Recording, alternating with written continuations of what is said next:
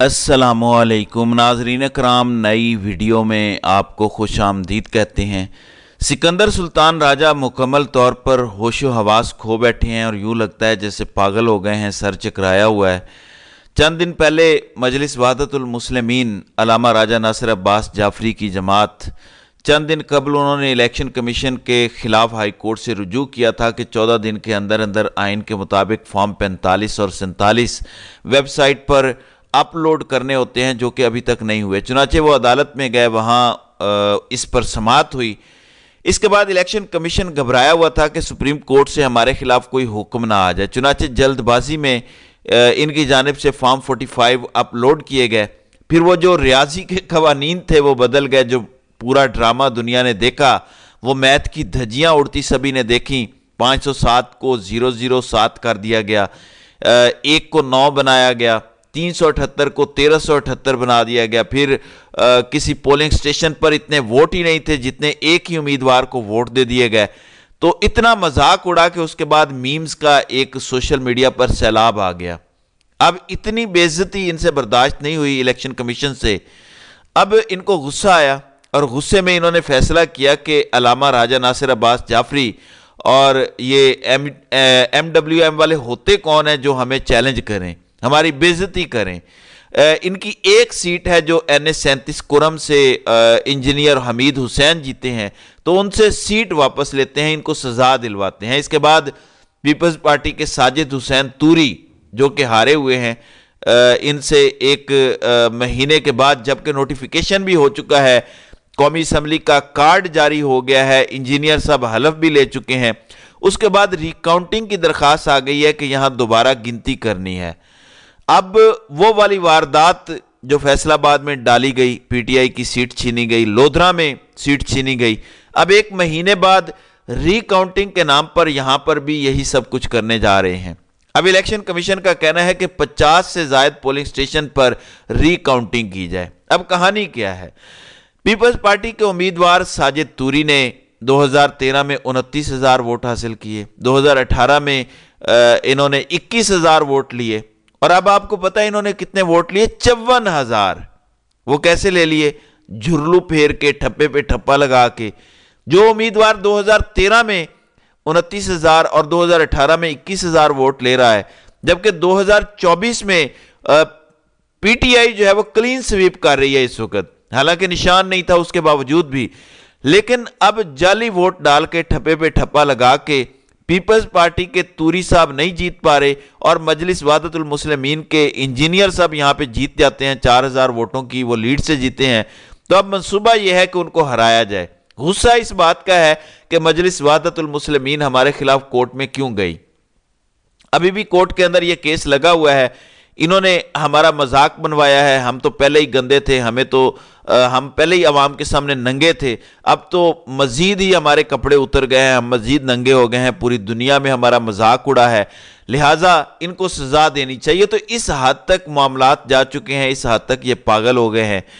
دوسری جانب پاکستان میں IMF کی نمائندہ ایسٹر پیریز نے عمران خان کے خط پر رد عمل دیا ہے اور کہا ہے کہ IMF مقامی اور سیاسی مسائل پر تبصرہ نہیں کرتا۔ نمائندہ IMF کا کہنا تھا کہ IMF کو PTI کی جانب سے 28 فروری کو خط ملا، یہ خط پاکستان کے قرض پروگرام سے متعلق تھا۔ IMF ایک بین الاقوامی ادارہ ہے جس کا مینڈیٹ معاشی مسائل تک محدود ہے، لہٰذا IMF مقامی اور سیاسی مسائل پر تبصرہ نہیں کرتا۔ نمائندہ IMF کا کہنا تھا کہ پاکستان کے ساتھ ہماری انگیجمنٹ کا مقصد مالی استحکام ہے، ہمارا مقصد شہریوں کے فائدے کے لیے پائیدار اور جامع ترقی ہے، ہمارا مقصد مضبوط پالیسیوں کے نفاذ کی حمایت کرنا ہے۔ لہٰذا اب عمران خان کو جواب دے دیا گیا ہے کہ ہم الیکشن میں ریگنگ کے حوالے سے کوئی مدد نہیں کر سکتے، کیونکہ عمران خان نے ایک خط لکھا تھا کہ 30% الیکشن کی تحقیقات کروائی جائیں اور ان مینڈیٹ چوروں کو پاکستان میں مسلط ہونے سے روکا جائے۔ دوسری جانب آج ڈونلڈ ٹرمپ کی جانب سے ایک چشم کشا انکشاف کیا گیا۔ ٹرمپ بڑے مضبوط ہیں اس وقت امریکہ میں، وہاں کی سپریم کورٹ نے بھی انہیں الیکشن لڑنے کی اجازت دے دی ہے۔ سپریم کورٹ نے کہا کہ ہم کون ہوتے ہیں کسی پر کانٹا لگانے والے، ہم کون ہوتے ہیں کسی کو ریڈ کراس کرنے والے، یہ تو عوام نے فیصلہ کرنا ہے کہ وہ ووٹ دیں یا نہ دیں۔ بہرحال ٹرمپ کو اجازت ملی اور وہ بڑے پاپولر ہیں امریکہ میں۔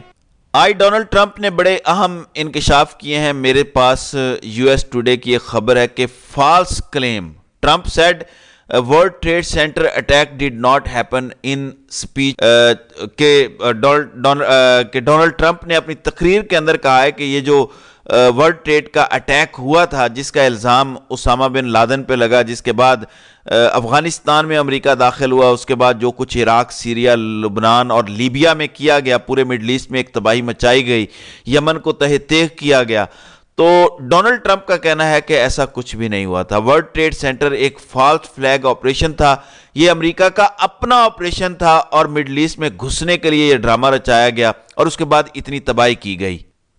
ٹرمپ کہتے ہیں کہ I was silenced for 4 years but now I always say there was no attack on the World Trade Center towards and there was no attack as we were shown that other countries were involved. But in the end we were dragged into a war in the Middle East. We spent $1 trillion, killed millions of people, and what did we achieve? Nothing. We only got death and blood. یعنی ہم نے لاکھوں لوگوں کا قتل کیا، خون بہایا، جبکہ یہ لوگ ورلڈ ٹریڈ سینٹر حملے میں ملوث نہیں تھے، یہ سارا ہمارا اپنا فالس فلیگ آپریشن تھا۔ تو اس طرح سے امریکہ کرتا ہے، ایک تماشا لگاتا ہے اور اس کے بعد خود ہی پوری دنیا کے سامنے وہ انکشافات لاتا ہے کہ ہم نے یہ والی واردات ڈالی تھی، ہم غنڈے ہیں، ہم جو چاہے کر سکتے ہیں۔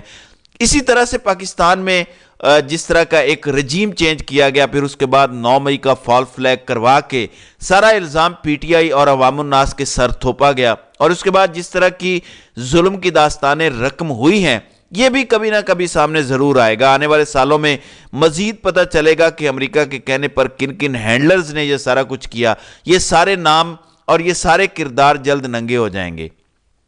پھر علی محمد خان نے کل ایک تقریر کی، انصاف لائرز نے جو کانفرنس کی، جہاں پر سلمان اکرم راجہ نے کہا کہ اب ہم بند کمروں میں نہیں رہیں گے، اب ہم سڑکوں پر آئیں گے، جیلیں بھرنی پڑی تو جیلیں بھی بھریں گے، اب ہم دمادم مست قلندر کریں گے۔ تو علی محمد خان نے کہا کہ مجھے اسی دن اندازہ ہو گیا تھا عمران خان کو سزا ملے گی جس دن عمران خان نے مسلم بلاک بنانے کی بات کی کہ مسلمانوں کو اکٹھا ہونا چاہیے، مسلمانوں کی کانفرنس ہونی چاہیے، مسلمانوں کو متحد ہونا چاہیے۔ تو انہوں نے کہا کہ اسی دن مجھے اندازہ ہو گیا تھا۔ دوسری جانب فضل الرحمان بڑے غصے میں ہیں، پے در پے وہ بیانات دے رہے ہیں۔ آج انہوں نے شہباز شریف کو بھی وارن کیا، یہ RY نیوز کی خبر ہے کہ شہباز شریف کو بتا دیا ہے کہ کہیں آپ ہماری تحریک کا نشانہ نہ بن جائیں۔ یہ پنجاب کی جنرل کونسل کا اجلاس تھا جہاں انہوں نے خطاب کیا۔ فضل الرحمان نے کہا کہ ہم ایک ادارے کی بالادستی کو تسلیم نہیں کرتے، دیہات میں جا کر لوگوں کو، اپنے پسندیدہ لوگوں کو ووٹ دینے پر مجبور کیا جاتا ہے۔ میری جماعت کو کہا جاتا ہے کہ فلاں امیدوار کے حق میں بیٹھ جاؤ، ہمارے امیدواروں سے پیسے مانگے جاتے ہیں، اگر ہم نے ثبوت پیش کیے تو آپ کے لیے کوئی جائے پناہ نہیں بچے گی۔ خدا نہ خواستہ میں اس ملک کو بنگال کی طرف جاتا دیکھ رہا ہوں۔ پارلیمنٹ کی حیثیت ایک نمائشی ادارے کی ہے، جبکہ جمہوریت اپنا مقدمہ ہار رہی ہے۔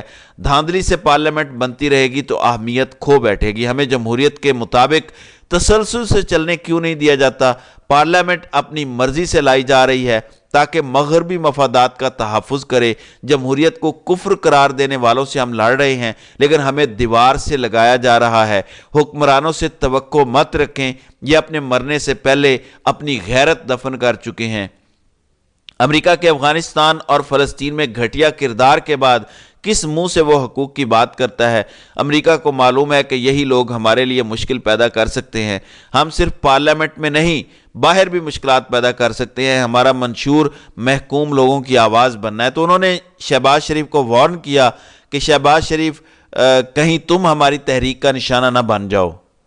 دوسری جانب عمران خان کی منتیں اور ترلے کیے جا رہے ہیں۔ آج بھی سعد رفیق نے کہا کہ عمران خان نفرت، تعصب، جھوٹ اور تشدد سے لا تعلقی کریں تاکہ رستے کھل سکیں، یعنی یہ ووٹ چوری جو ہم نے کیے ہیں اس پر چپ کر جائیں اور آگے بڑھیں، اس کے بعد بات چیت ہو سکتی ہے، پھر ان کی جان خلاصی ہو سکتی ہے۔ لیکن عمران خان یہ سب کرنے کے لیے تو جیل میں نہیں بیٹھا ہوا۔ اب شہباز شریف محمد بن سلمان کا شکریہ ادا کرتے ہیں، مودی کا کرتے ہیں، ابراہیم رئیسی کا شکریہ ادا کر رہے ہیں جنہوں نے انہیں مبارکباد دی ہے، لیکن سوال یہ پیدا ہوتا ہے کہ کیسے؟ ٹویٹر پر ٹویٹ کر رہے ہیں، حالانکہ ٹویٹر تو پاکستان میں بلاک ہے، بند ہے۔ پنجاب کی چیف منسٹر بھی ٹویٹر پہ ہے، وزیر اعظم بھی ٹویٹر پہ ہیں، مگر کیسے؟ ظاہر ہے وی پی این لگا کے۔ تو شرم سے ڈوب مرنے کا مقام ہے کہ اس ملک کا حکمران طبقہ بھی وی پی این لگا کے مبارکبادیں وصول کر رہا ہے اور مبارکبادوں کا جواب دے رہا ہے۔ تو ناظرین کرام، آپ کی اس ویڈیو کے حوالے سے کیا رائے ہے؟ آپ اپنی رائے کا اظہار کامنٹ سیکشن میں ضرور کیجیے گا۔